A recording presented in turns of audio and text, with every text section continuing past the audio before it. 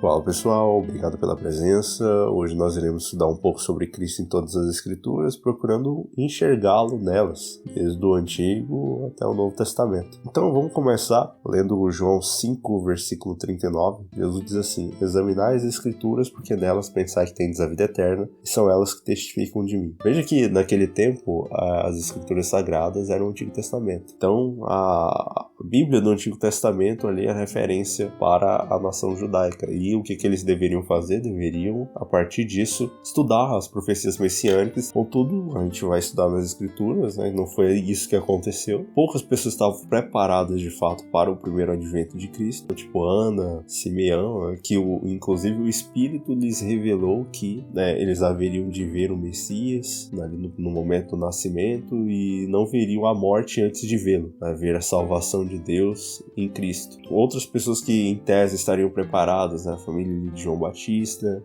você tem os pastores, os magos que vieram entregar os presentes, né, para Jesus e o adoraram no momento do seu nascimento. Então ali algumas pessoas, inclusive os magos, se basearam muito nas profecias do Antigo Testamento para poder identificar a estrela e simplesmente chegar no local correto para encontrar o Messias. Ao passo que muitos dos líderes judaicos, né, se não todos naquele momento, simplesmente não conseguiram enxergar isso, porque é uma questão espiritual, como foi tratado nos estudos passados. Não basta apenas ter a escritura na letra, mas é necessário haver o Espírito. É o Espírito de Cristo que inspirou os profetas para que nos auxilie nesse estudo, para que cheguemos às conclusões corretas acerca daquilo que foi escrito e de como interpretar e de como agir, né, dadas as circunstâncias. Então fica muito claro que as escrituras do Antigo Testamento, elas contêm profecias que vão testificar de Jesus, e aí a gente poderia até olhar lá em Lucas, né, capítulo 4, verso 16, quando o próprio Jesus chega em uma das sinagogas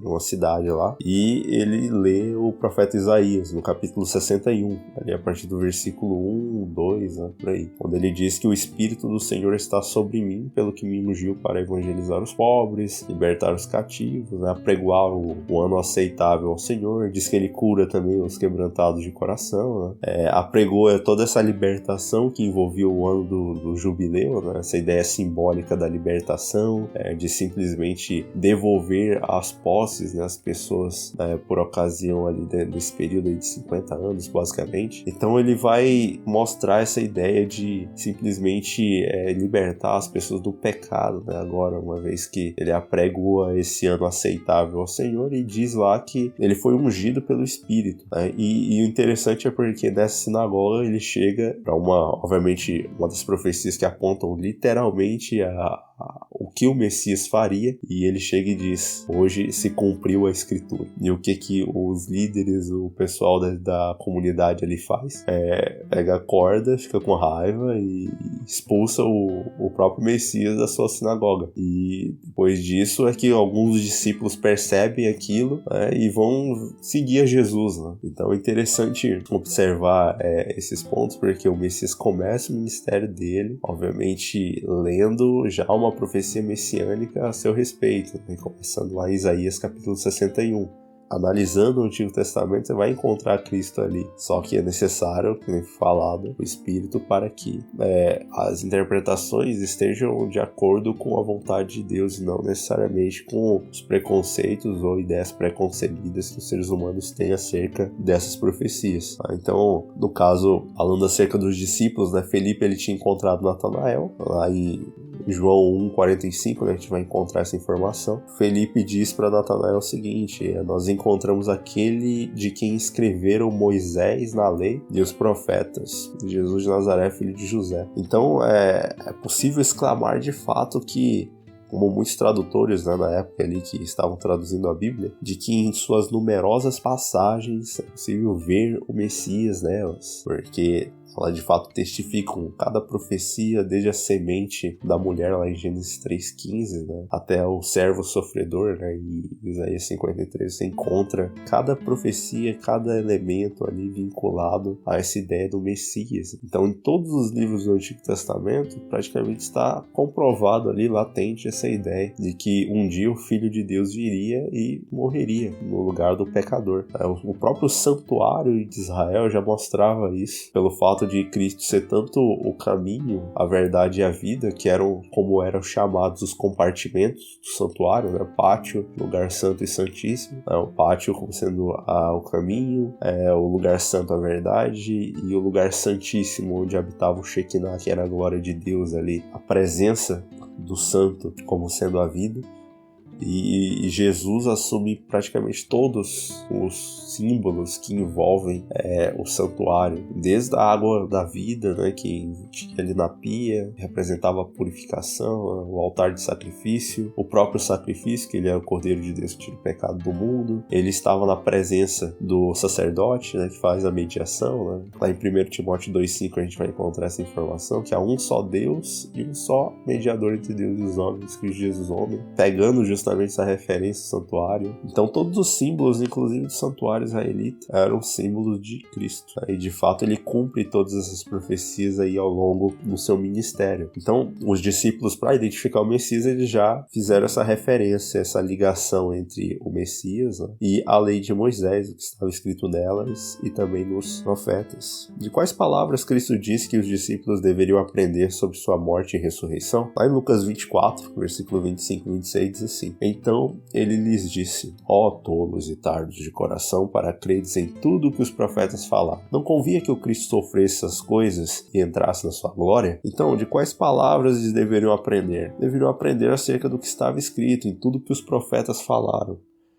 Então, o foco ali era simplesmente o conhecimento dessas profecias e o entendimento de como elas estavam se cumprindo ao longo do ministério do Messias, tanto o seu nascimento, a sua vida sem pecado, né, a sua morte, ressurreição, ascensão e ainda há profecias no Novo Testamento, obviamente reservada para aqueles aos quais os fins dos séculos têm chegado, que vão apontar aí não só a volta de Jesus, mas também o ministério que ele desempenha hoje, no sentido de julgar o povo e de interceder por eles como um sumo sacerdote que se encontra nessa de Deus num santuário que é conhecido ou que foi construído não pelas mãos humanas, mas tem Deus aí como construtor. Como Jesus deixou claro para eles que as escrituras testemunham dele, lá em Lucas 24, verso 27, ele faz o seguinte, né? Começando por Moisés e por todos os profetas, explicou-lhes em todas as escrituras a seu respeito. Pegou ali os discípulos e foi mostrando, explicando tudo. Só que mesmo assim, muitos deles não entenderam. E era necessário que eles abrissem o entendimento. Se a gente pegar do verso 44 até o 47, né, de Lucas 24, aí fica bem mais claro essa ideia. E ele disse-lhes: essas são as palavras que eu vos falei estando ainda convosco, que era necessário que se cumprisse todas as coisas que foram escritas a respeito de mim, na lei de Moisés, nos profetas, nos salmos. E então ele abriu-lhes o entendimento para que eles pudessem compreender as escrituras. E disse-lhes: assim está escrito, e assim convinha que o Cristo sofresse e ressuscitasse dos mortos no terceiro dia, e em seu nome se pregasse o arrependimento e a remissão dos pecados a todas as nações, começando por Jerusalém. Então Jerusalém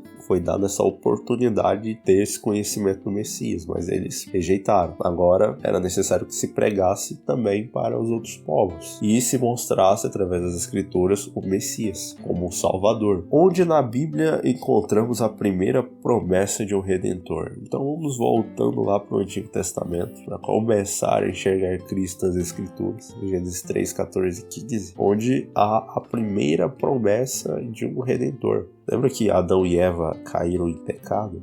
Deus criou um mundo perfeito e depois de um certo tempo, né, ele simplesmente dá aquela ordem de toda a árvore do jardim. Vós podereis comer livremente, mas da árvore que está no meio do jardim, que seria a árvore da ciência do bem e do mal, vós não podereis comer, porque no dia que dele comerdes, certamente morrerás, né? Falando acerca do fruto. E Eva desobedeceu a ordem claramente, né? Foi lá, tomou do fruto e comeu. A gente vai estudar mais pra frente um pouco sobre essa questão da queda, né, do pecado. E aí, depois ela, cheia do fruto, né, foi simplesmente entregou tudo pro marido. O marido viu e entendeu que ela iria morrer de acordo com a lei de Deus. E, por amor a Eva, comeu do fruto, ao invés de amar a Deus e permanecer vivo. ele decidiu partilhar do mesmo destino da esposa. E para você ver o quão sujo é o pecado, o mesmo que estava disposto a morrer por Eva e come o fruto, foi o mesmo que, quando instado por Deus acerca da ideia de comer o fruto, foi o primeiro a acusar a mulher, dizendo: ah, mulher que tu me deste, essa que me deu do fruto e eu comi. Então, para você ver o que o pecado faz já na natureza humana, tornando-a depravada. A gente não vai estudar isso mais pra frente, mas é interessante ver essa questão aí de que o ser humano pecou e agora Deus teria que, de certa forma, prover algum tipo de livramento para eles. A única saída possível era alguém que tivesse a natureza divina e que fosse hierarquicamente um pouquinho mais próximo dos seres criados ali, para poder estar morrendo por eles. Aí a saída foi o próprio Filho de Deus, Cristo, fazer isso, porque não havia outro no universo. Lá em Apocalipse capítulo 4, capítulo 5, ninguém foi achado digno de abrir o livro dos 7 selos, senão o Cristo, aquele que havia morrido e padecido pelos seres humanos. Então Deus ele fez a primeira promessa ali no Gênesis sobre essa vinda do Redentor. E lá em Gênesis 3,15 diz assim: e o Senhor Deus disse à serpente: porque tu fizeste isto, tu és amaldiçoado acima de todo gado, acima de todo animal do campo, sobre o teu ventre tu andarás, e pó comerás todos os dias da tua vida, e eu colocarei inimizade entre ti e a mulher, entre tua semente e a sua semente. Ela ferirá a tua cabeça e tu lhe ferirás o calcanhar. Aqui Deus estava fazendo uma maldição, obviamente, para a serpente, mas o foco aqui era quem estava por trás dela, Satanás, mostrando que de alguma forma Deus iria colocar uma inimizade entre a semente da mulher e a semente da serpente, ou os filhos do maligno, Satanás. E mulher, para quem estuda as profecias,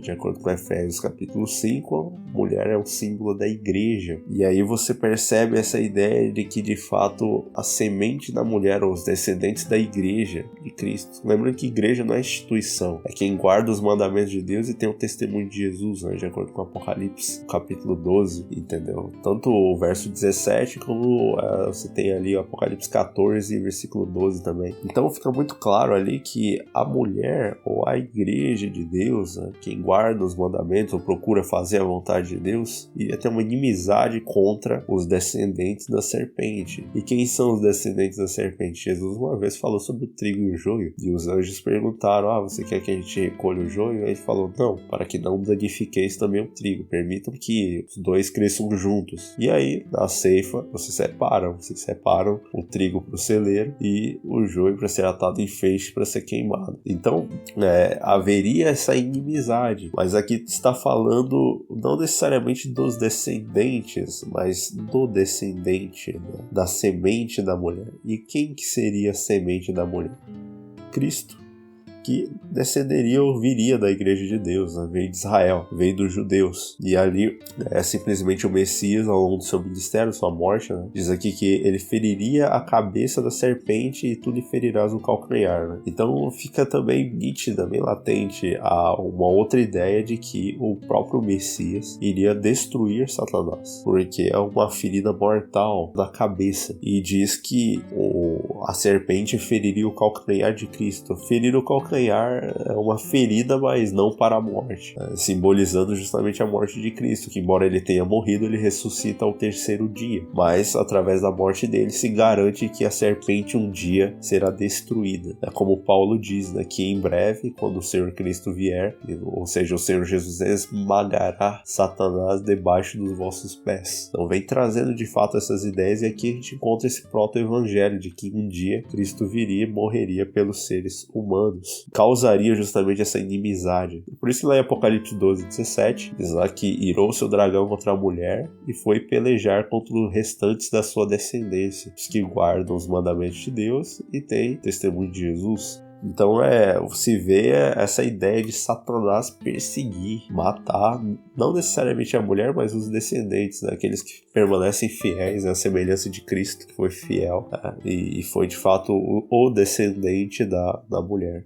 Em que palavras essa promessa foi renovada a Abraão? Em Abraão também se encontram essas profecias. Lá em Gênesis 22, 18, diz assim: e em tua semente todas as nações da terra serão abençoadas, porque tu obedeceste a minha voz. E tem todo aquele ato de Abraão, do sacrifício do filho, que justamente Isaac ali, é interessante esse trocadilho, né, de palavras, porque ele também era um filho único, e Jesus era o filho único de Deus. E Abraão não negou seu filho ao fato de tê-lo sacrificado no coração. Ou seja, ali quando ele estava com o cutelo pronto para abaixar e matar o filho, o anjo faz com que as mãos de Abraão sejam detidas. Quer dizer, ele já foi para matar, mas ali o anjo gritou: não, eu já sei que temes a Deus e não me negaste o teu único filho. Então, tanto Isaac, obviamente esse sacrifício que Abraão iria fazer, eles simbolizam também o próprio Messias vindo, né? Porque através dele todas as nações seriam abençoadas. Obviamente que a salvação é estendida a todos, mas ele mesmo disse que poucos o receberiam como filho de Deus, o que de fato se cumpriu, porque ele veio para o que era seu, mas os seus não o receberam. Se a gente for olhar também lá em Gênesis 26, verso 4, né, se encontra também a mesma promessa, de que Deus faria com que a semente de Abraão se multiplicasse como as estrelas do céu. E diz lá que Deus daria à semente dele todas as regiões, e também da semente de Abraão serão abençoadas todas as nações da terra. Em Gênesis 28, 14 traz também a mesma informação. E tua semente será como o pó da terra, e tu serás espalhado para o ocidente, para o oriente, para o norte, para o sul, e em ti e a tua semente, né, todas as famílias da terra serão abençoadas. A quem que se refere essa promessa que foi feita? A gente olhar em Gálatas 3,16, se encontra justamente essa aplicação que Paulo faz em relação a Abraão e Cristo. Ele diz: ora, as promessas foram feitas a Abraão e a sua semente. Ele não diz as sementes, como que falando de muitos, mas ele fala de um só. A tua semente, que é Cristo. Então, se fala justamente dessa forma. Ou seja, ali, em específico, não se falava acerca de muitos, mas se falava acerca de um só, um sentido primário. Ou seja, é a tua semente que é Cristo. Então, Paulo justamente faz essa aplicação, trazendo toda aquela narrativa do Antigo Testamento e colocando agora sobre a ótica correta, que seria a ótica de um só descendente, que é Cristo. Quem Deus prometeu enviar com Israel para guiá-los na terra prometida? Obviamente que para Israel havia um só Deus, que era o Pai. Eu sou o Senhor teu Deus, te tirei da terra do Egito, da casa da servidão, não terás outros deuses diante de mim. Está escrito, é o primeiro mandamento da lei. Quer dizer, é uma fé monoteísta. Só que eles entendiam também que havia o anjo do Senhor, que era obviamente o Filho de Deus, o Cristo. Lá em Êxodo, capítulo 23, verso 20, se encontra justamente essa informação, tem também em outros livros da Bíblia, que vai mostrar, eis que eu envio um anjo diante de ti para que te guarde no caminho e te conduza no lugar que te tenho preparado. Esse anjo aí era o próprio Cristo. O anjo, um dos anjos que aparece também é Abraão, por ocasião da destruição ali de Sodoma, também era o Filho de Deus ali. O capitão do exército do Senhor que aparece para Josué também era Cristo, entende? Então tem vários textos que vão mostrando isso, só que com essa ideia de anjo do Senhor. Então, esse anjo é que foi prometido a estar com Israel nos momentos difíceis da peregrinação durante o deserto, né, que eles estavam ali, justamente para guardá-lo no caminho e também conduzir ao lugar que Deus havia preparado para eles. E naquele momento, né, se a gente observar também a questão da própria rocha que Moisés feriu, também simbolizava Cristo. Inclusive, ele não entra na terra prometida por ferir a rocha 2 vezes, e Cristo não poderia ser ferido 2 vezes.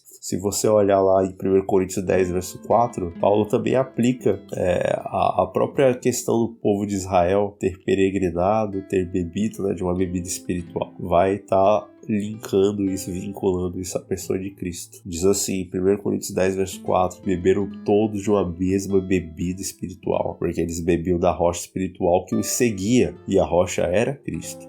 Um dos livros que vai trazer de uma forma mais enfática as profecias acerca do Messias é o livro de Isaías. E lá tem um capítulo específico que fala sobre essa promessa de um Redentor e as ações que ele faria e que seria de fato do agrado de Deus fazer tudo isso. Lá em Isaías capítulo 53, a partir do verso 1, lá o profeta diz assim: quem tem acreditado no nosso relato e a quem é o braço do Senhor revelado?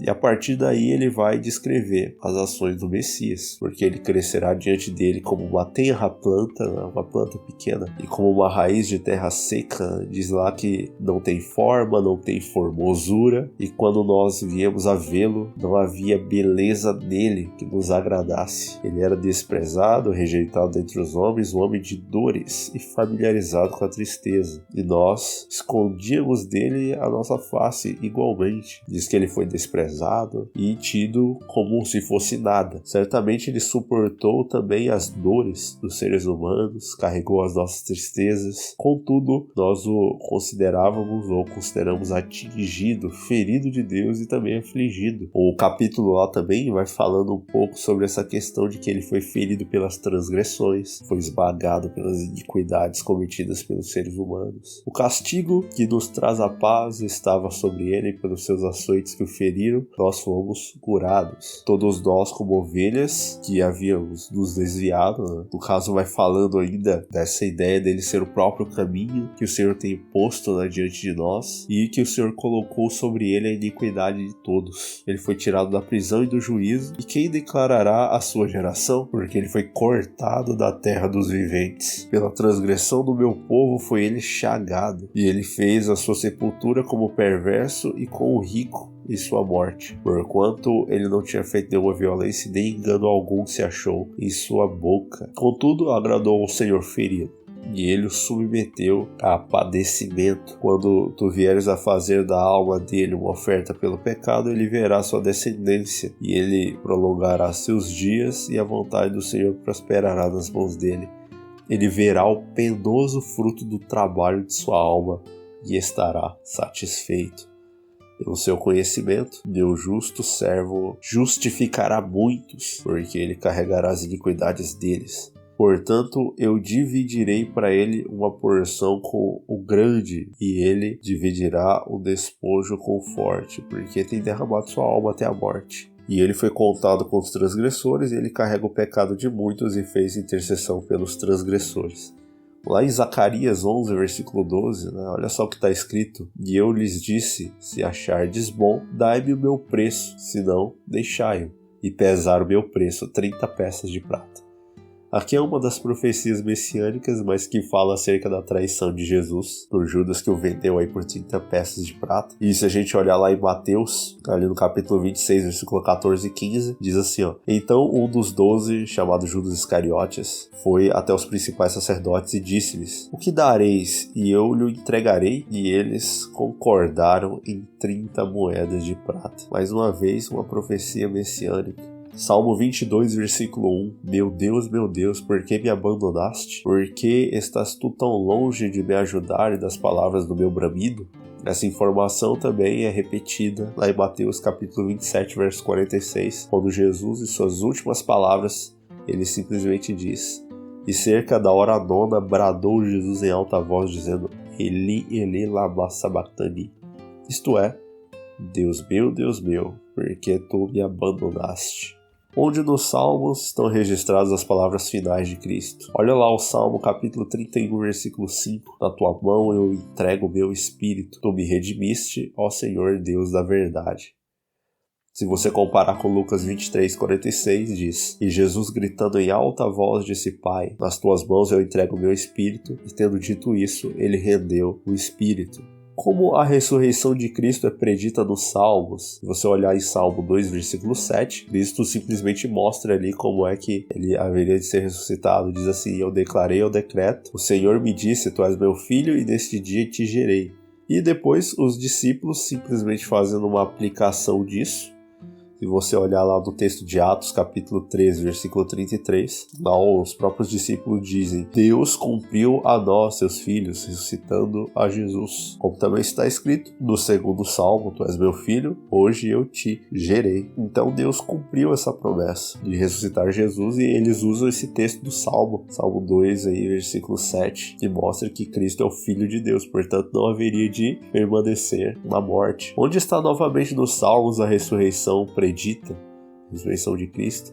Salmo 16, verso 10, porque tu não deixarás minha alma no inferno, nem farás com que o teu santo veja a corrupção. Falando acerca de Jesus, que não veria corrupção por ocasião de estar no túmulo. Se a gente for olhar, de fato, o texto ali de Atos capítulo 2, versículo 25 até o 31, vai ficar bem claro que os discípulos aplicam essa profecia aqui à própria ressurreição de Cristo. Diz lá, porque Davi fala a respeito dele: eu vi o Senhor sempre diante da minha face, porque Ele está na minha destra, para que eu não seja abalado. Por isso o meu coração se regozijou e a minha língua exultou, e além disso a minha carne também repousará na esperança, porque tu não deixarás minha alma no inferno e nem permitirás que o teu santo veja corrupção. Fizeste-me conhecer os caminhos da vida, encher-me-ás de alegria com o teu semblante. Homens e irmãos, deixa-me falar-vos francamente do patriarca Davi, que ele morreu e foi sepultado, e sua sepultura está entre nós até hoje. Portanto, sendo profeta, e sabendo que Deus lhe havia jurado com juramento que do fruto dos seus lombos, segundo a carne, ele levantaria Cristo para assentar-se sobre o seu trono, ele, prevendo isso, falou da ressurreição de Cristo, que a sua alma não foi deixada no inferno e nem a sua carne visto ou viu a corrupção. Então, mais uma vez aqui, os discípulos do Novo Testamento, Atos 2, versículo 25 até 31, eles vão mostrar esse cumprimento profético, dizendo que Davi não havia falado acerca dele mesmo, mas havia falado de Cristo. Porque como santo de Deus, ele não haveria de ver corrupção, falando acerca de Cristo. Então, vai ficando mais clara essa questão, de como se interpretava o Antigo Testamento e como se via Cristo naquelas páginas das Escrituras Sagradas daquele tempo. Lá em Daniel 7, versículo 13 e 14, em que palavras Daniel prediz que Cristo receberia o seu reino? Aqui focando um pouquinho mais nessas promessas que envolvem essa questão da realeza do Messias. Lá em Daniel 7,13 diz: e eu vi nas visões noturnas, e eis que um semelhante ao filho do homem veio com as nuvens do céu, e veio até o ancião de dias, e trouxeram-no diante dele, e foi-lhe dado domínio, a glória e um reino, para que todo o povo, nações e língua o servisse. Seu domínio é o domínio eterno, o qual não passará, e o seu reino, o que não será destruído. Então a gente vê essa questão do reino, Só que se você for comparar lá Lucas 1, versículo 32 e 33, fala acerca do Messias, dizendo que ele será grande e será chamado Filho do Altíssimo, e o Senhor Deus lhe dará o trono de Davi seu pai, e ele reinará sobre a casa de Jacó para sempre, e o seu reino não terá fim. Mais uma vez repetindo essa ideia de Daniel 7,13. Aí Lucas capítulo 19, versículo 11 e 12 também repete a mesma ideia. E ouvindo eles essas coisas, ele prosseguiu e falou uma parábola, porque ele estava perto de Jerusalém e porque pensava que o reino de Deus havia de aparecer imediatamente. Portanto, ele disse: certo homem nobre partiu para uma terra distante para receber um reino. Obviamente que Cristo aqui falando dele mesmo, um reino, e retornar. E se você olhar lá em Apocalipse capítulo 11, versículo 15, lá vem trazendo também essa ideia de que Cristo recebeu o reino. E o sétimo anjo soou, e houve grandes vozes do céu dizendo: os reinos deste mundo se tornaram os reinos do nosso Senhor e do seu Cristo, e ele reinará para sempre. Então se percebe as profecias do Antigo Testamento e o seu cumprimento, e a forma que os escritores bíblicos do Novo Testamento utilizaram nessas citações do Antigo Testamento para poder se referir a Cristo. Como a segunda vinda de Cristo é descrita nos Salmos, até isso também. Embora as escrituras do Antigo Testamento elas testifiquem de Jesus no sentido do seu nascimento, do seu ministério, algumas falam inclusive da volta de Jesus,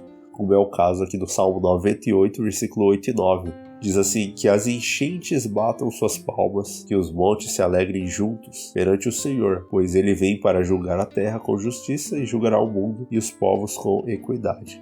Então, mais uma vez se vê isso aí. Se você for comparar com outros textos da Bíblia, como por exemplo Salmo 50, 3 a 5, se encontra também outras profecias nesse sentido, de que Cristo um dia regressará.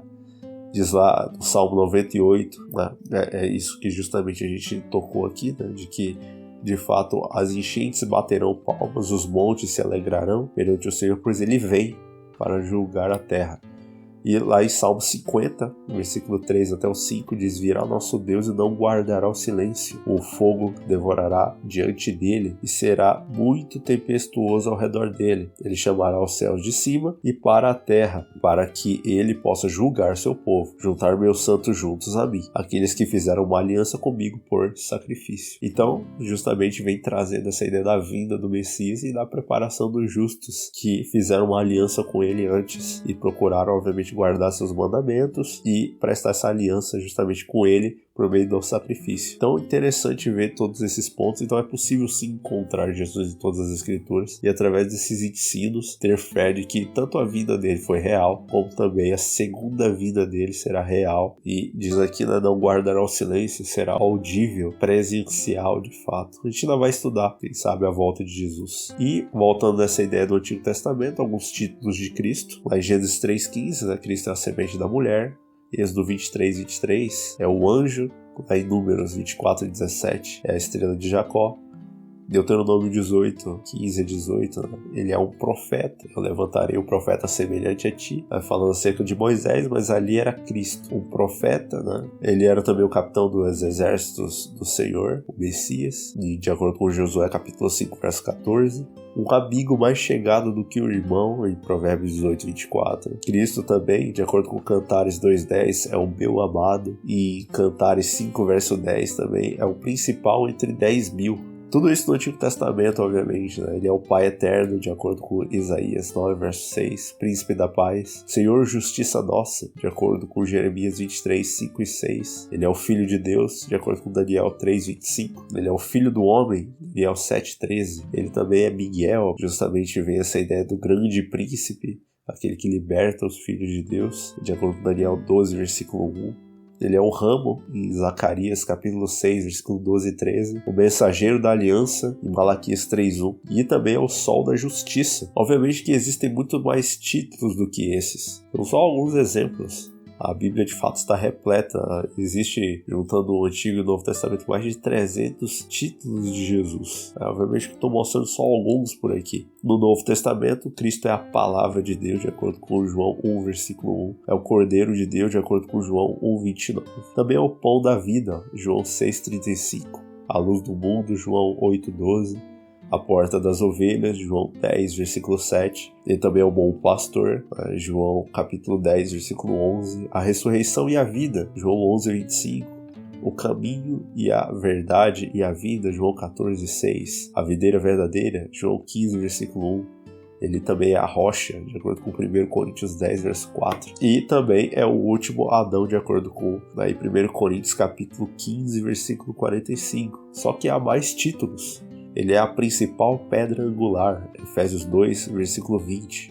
Ele é um homem, Cristo Jesus, 1 Timóteo 2, versículo 5. Um grande sumo sacerdote, Hebreus 4:14. O autor e consumador da fé, Hebreus 12, versículo 2. Ele é o pastor supremo, 1 Pedro 5, verso 4. Ele também é um advogado, de acordo com 1 João, capítulo 2, versículo 1. Ele também é o Miguel, o arcanjo, repetindo, né, aquela informação de Daniel, capítulo 12, verso 1.